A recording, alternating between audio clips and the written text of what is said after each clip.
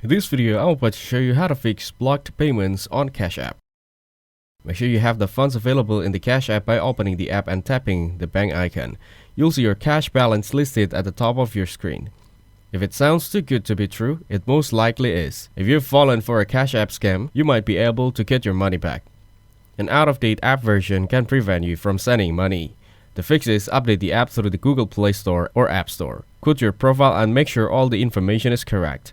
If you have a card linked to your account that you're trying to use, make sure it's in your name. If you're in a low data zone or are consistently going in and out of Wi-Fi networks, the app won't be able to send or receive data over the internet, so you'll get an error. To fix this, improve your internet connection, which might include turning off Wi-Fi to use mobile data only or switching to Wi-Fi instead of data.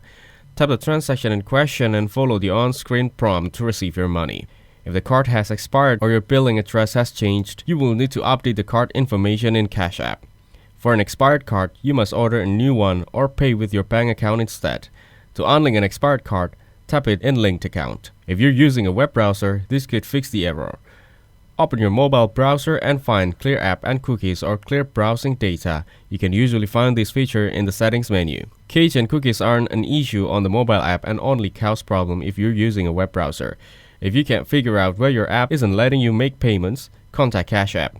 You can contact them using the app or by calling 1-800-969-1940. In the app, tap your profile icon, select Support, and start a chat. Thanks for watching. Don't forget to like and subscribe.